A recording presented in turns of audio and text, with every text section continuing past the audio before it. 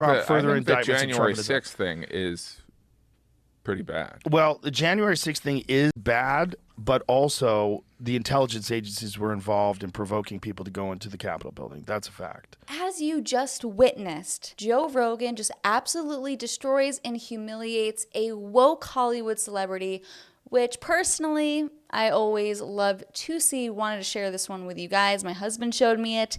It's good. It's what we need right now, okay? By the way, before we get into the full clip, which you want to watch the full clip, obviously, make sure you like this video, subscribe to my YouTube channel, leave a comment, do it all, and let's get right into it.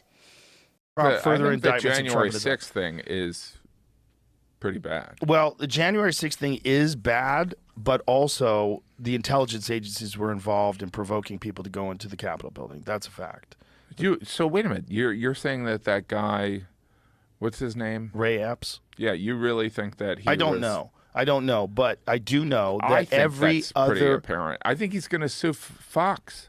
I think every other person who was involved in January 6th, who was involved in coordinating a break-in into the Capitol and in instigating people breaking, they were all arrested. This guy wasn't. Not only that, they were defending him in the New York Times, the Washington Post, all these different things, because saying that Fox News is unjustly accused him of instigating. Well, he clearly instigated. He did it on camera.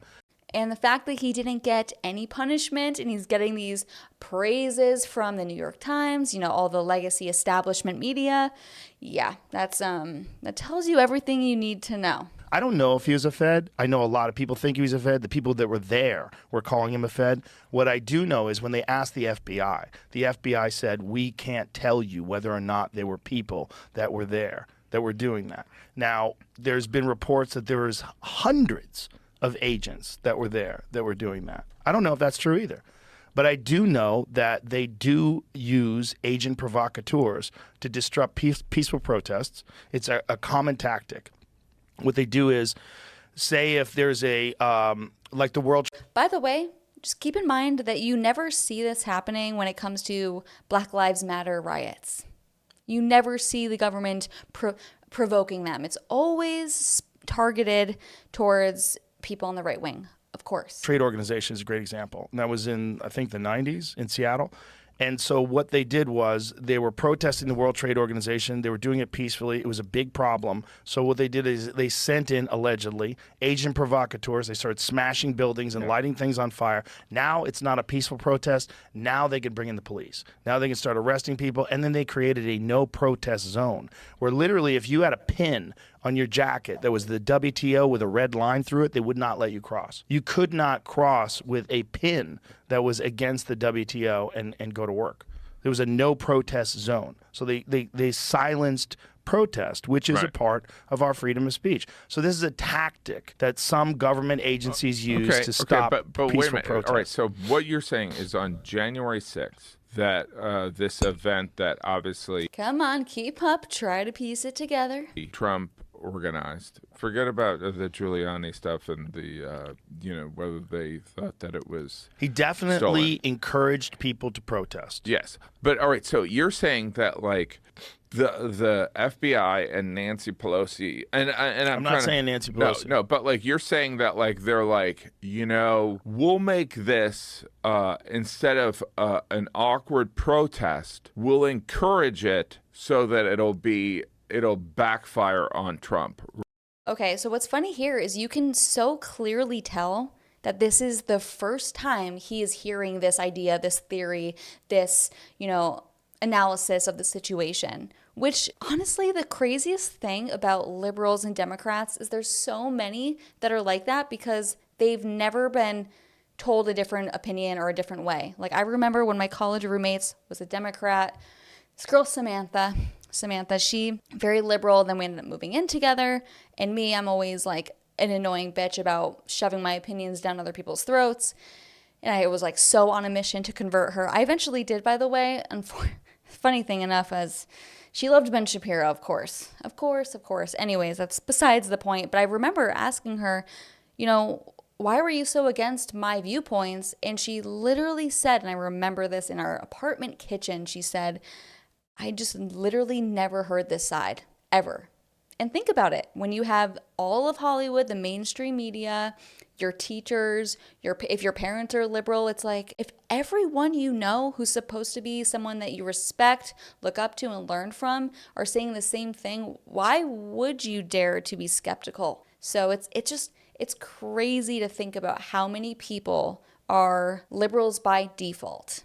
Insane. And this guy, you can clearly see, he's like, wait, so it's like the meme of the blonde girl with like all the science, or no, it's like, maybe I'll insert the meme. I don't know, I'm trying not to edit things. If you know the meme, you get it. If you don't, you should know it by now. Anyways, he's just trying to piece it together. It's not making sense. And to someone like me, it's like, yeah, duh. That's like what we've all been saying. But these people, they really are in an echo chamber, which is America. I love when like the liberals will say, oh, all these alternative platforms, they're just echo chambers for all these racist ideas. And it's like, okay, can we have a small echo chamber as your echo chamber is the literal nation? Like, come on. Anyways, I ramble. What's new? Rather than being this rising of people that believe that there was election corruption. I think it's certainly possible. I think that would be hard. You think it's possible? I think it's possible. You don't think it's, wait a minute, you think it's hard to do? I think that, that the FBI or the CIA saying, hey, Trump lost this election, because here's what you're kind of implying. Trump lost the election. He is such an amazing communicator, and he's convinced this loyal base that there was election interference. We don't want them to protest. How we can end this is if we encourage people to go beyond protesting to essentially go into the Capitol and take a shit in the hallway. I mean, I'm exaggerating a little bit. Yeah. This shouldn't be that crazy of a concept. I mean, think about people that work in police. I don't know, police, right? They will have undercover cops who will pretend to be buying drugs or pretend to be a stripper or prostitute. I mean, strippers are still illegal, but obviously prostitution is not. You bait these people. You get them to admit and prove that they are guilty of a crime. So, yeah, that's what's going on here. This isn't a novel concept. But to liberal idiots like him, it is. I don't see why that would be of use. I don't see why. Speaking of I don't see why his opinion should be of use when he's wearing a black t-shirt and I can still see his saggy breasts, his saggy juggies. That's disgusting. Anyways, let's go. He needs some nipple covers. Come on, get him some nipple covers. I'm more suspicious why Trump didn't call for backup when... for the Capitol Police. You know what I mean? It's like there was, and that like Michael Flynn's brother was, you know what I mean? Like there's... Okay, he's way too old to be using like that often. I get it, us young folk, me included, kind of feels weird not saying like as much as we do, but he's too old for it. Yeah, nope. There's way more conspiracy stuff against Trump, and then I think the slim likelihood that people were like, oh, Trump's a problem, let's just get these people that are loyal to Trump to run into the Capitol so that we can arrest 300 people. Does that make sense? No. Okay, I don't know, is it just me? I get so annoyed when people talk so slow and take so long to make their point. It's my ADHD probably, but I'm just like, come on, get to the freaking point. It drives me nuts. Please leave a comment down below if that's something that you also deal with and struggle with, because, wow, just torturous listening to him talk or try to talk. No, it doesn't make sense. No, I think it's a standard tactic, especially when someone is the enemy of the intelligence agencies. This guy, this actor, literally, or Hollywood celebrity, I don't even know what he does. He makes Joe Rogan sound like a genius and talk. He makes Joe Rogan sound like he talks fast and is extremely intelligent. I'm not saying Joe Rogan's not smart, but this Hollywood celebrity makes Joe Rogan seem like how Joe Rogan makes Ben Shapiro. You know what I mean? Like Ben Shapiro talks really fast. All facts don't care about your feelings. All these different things. Like it's like that. It's crazy. Anyways, sorry, just attacking this woke celebrity for these random things that have nothing to do with the topic. But hey, I'm a woman. I bitch. This is my outlet. I'm gonna bitch on here. Okay. With Trump, that's absolutely the case. Trump set himself up against the intelligence agencies. He did it openly and he did it brazenly. And a lot of people think it's very dangerous. Like the intelligence agencies are very important. You want to find out what's going on in other countries. You want to find out what the threats to America are. You want to find out what terrorist activities are going to be taking place and stop them before. And, JFK had his problem with the intelligence agencies. Well, yeah. I mean, look, it's unchecked power, right? That's the deep state. It's unchecked power. And I think Trump was very open about his disdain for the intelligence agencies. He created enemies in the intelligence agencies.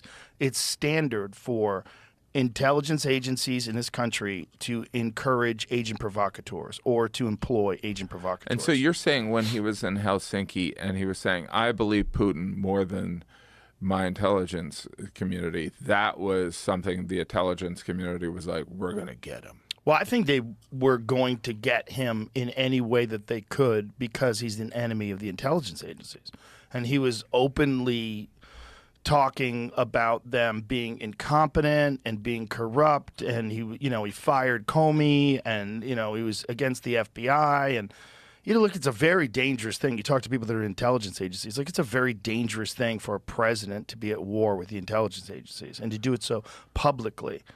And I think it's without a doubt, when you have a gigantic, massive protest that a lot of people think is a threat to democracy, you have these people that are saying the election was rigged and they're on the Capitol lawn, they're screaming and yelling.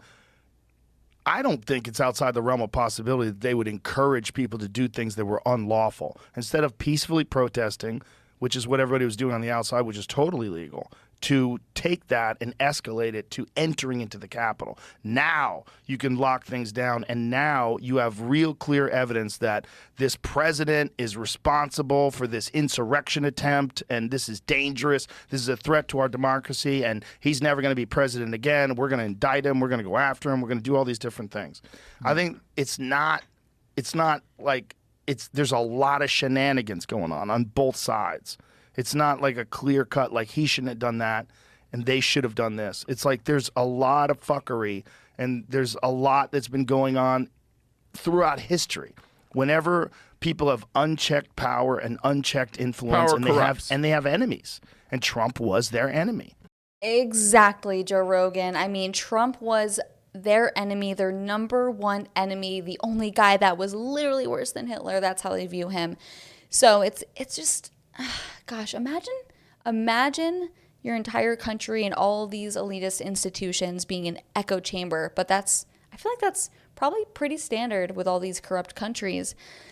Anyways, I hope you enjoyed today's video. Joe Rogan, sometimes I disagree with him because he's kind of moderate, supported Bernie. He doesn't really have the best take sometimes, but here he seems very reasonable. Got to enjoy that. And yeah, I guess he just enlightened this woke Hollywood celebrity for the very first time. Maybe we'll see him 10 years from now being red-pilled, changing his thing. And if he gets red-pilled, guess what? He will be embraced by the right wing and overnight become a star, a celebrity, way bigger than he is right now, because that's how desperate the right is. But that's a whole nother video. Anyways, I'm rambling. Thank you so much for watching. If you're still here, you're the best. I'll see you guys next time. Bye.